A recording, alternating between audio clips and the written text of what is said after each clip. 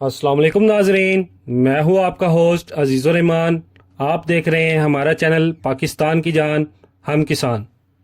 आज मैं आपको प्याज की फसल से 250 से 300 मन पैदावार लेने के लिए खादों के शेड्यूल के बारे में बताऊंगा, और उसके अलावा आपको ये बताया जाएगा कि इन खादों को प्याज की फसल में किन स्टेजेस पर इस्तेमाल करना चाहिए ताकि प्याज की फसल को ज़्यादा से ज़्यादा फ़ायदा हो और हम अपना पैदावारी हदफ मुकम्मल कर सकें। प्याज की फसल को रवायती काश्त में 50 किलो नाइट्रोजन, 35 किलो फास्फोरस और 25 किलो पोटाश की ज़रूरत होती है।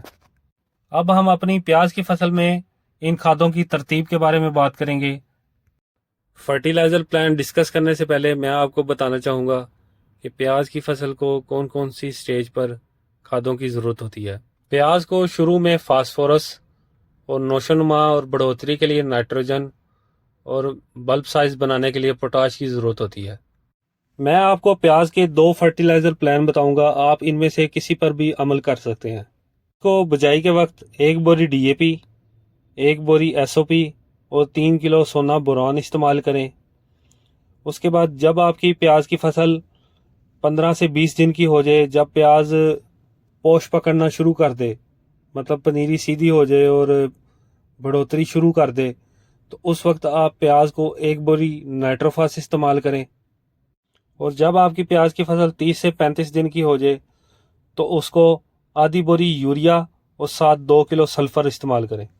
जब आपकी प्याज की फसल 45 से 50 दिन की हो जाए तो आप आधी बोरी यूरिया, साथ 2 किलो सल्फर और साथ 6 से 7 लीटर जिंक इस्तेमाल करें।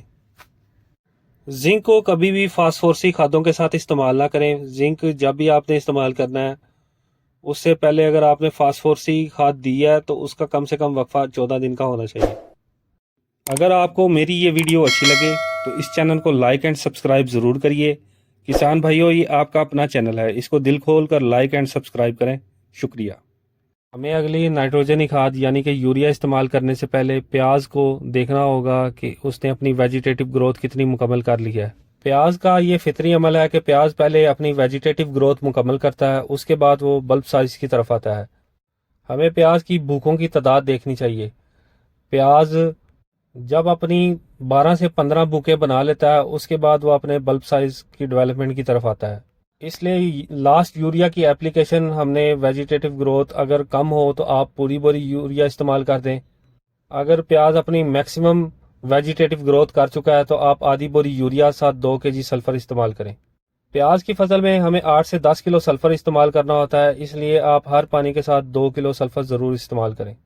और जब हम नाइट्रोजन के साथ सल्फर इस्तेमाल करते हैं तो सल्फर नाइट्रोजन की अफादियत को बढ़ा देता है और फसल में नाइट्रोजन ज़्यादा देर तक मुयसर रहती है। अगर आपने बिजाई के वक्त SOP का इस्तेमाल नहीं किया तो जब आपकी फसल 70 दिन की हो जाए तो पोटाश के इस्तेमाल को यकीनी बनाएं। आप 25 kg वाली सोल्युबल पोटाश के 1 से 1.5 बैग इस्तेमाल करें। पोटाश को 2 से 3 एक साथ में इस्तेमाल करें। 70 से 75 दिन पर जब आप पहली किस्त पोटाश की देंगे, साथ 5 लीटर ह्यूमिक एसिड इस्तेमाल करें। पोटाश की दूसरी किस्त 85 दिन की फसल पर करें और अगर ज़रूरत महसूस हो तो तीसरी किस्त 100 दिन की फसल पर इस्तेमाल करें।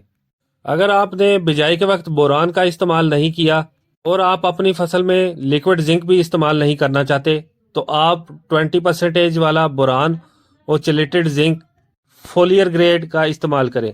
150 ग्राम बोरान और 200 ग्राम चिलेटेड जिंक 100 से 120 लीटर पानी में इस्तेमाल करें। पहली मरतबा 60 दिन की फसल पर यह स्प्रे करें और दूसरी मरतबा तकरीबन 80 दिन की फसल पर यह स्प्रे रिपीट करें। बोरान का इस्तेमाल करने से प्याज में शाइन आती है। दिसंबर और जनवरी काश्ता प्याज में आप NPK का इस्तेमाल के बजाय आप अमाइनो एसिड का इस्तेमाल करें, क्योंकि धूप ना निकलने की वजह से NPK का कोई फ़ायदा नहीं होता। अमाइनो एसिड एक बनी बनाई खुराक होती है, इसलिए 2 से 3 मरतबा आप अमाइनो एसिड का स्प्रे करें, जिससे आपकी प्याज की फसल जल्द से जल्द स्टेबल हो जाएगी।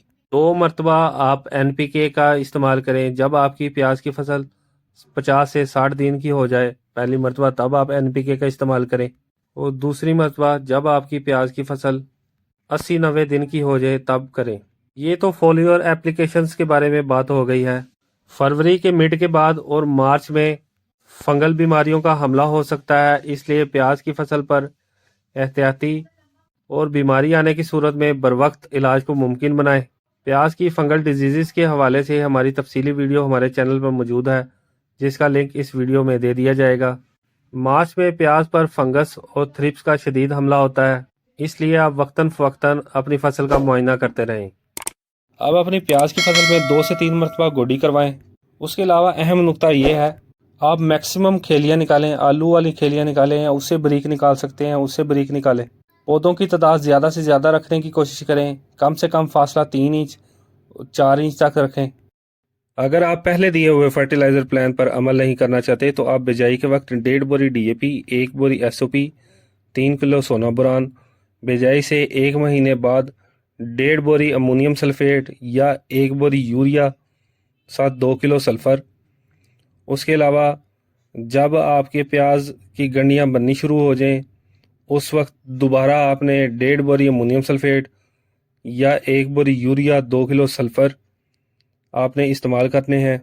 اگر بوران بجائی میں استعمال نہیں کیا تو آپ فولیا زنک اور بوران استعمال کر سکتے ہیں۔ اگر بجائی میں بوران استعمال کیا ہے تو بجائی سے 1 مہینے بعد جب آپ نے نائٹروجنی کھاد دینی ہے تو اس کے ساتھ آپ 6 سے 7 لیٹر زنک استعمال کریں۔ 8 سے 10 کلو سلفر استعمال کریں۔ مزید زرعی معلومات کے لیے ہمارے چینل کو لائک اینڈ سبسکرائب ضرور کریے گا۔ اللہ نگہبان۔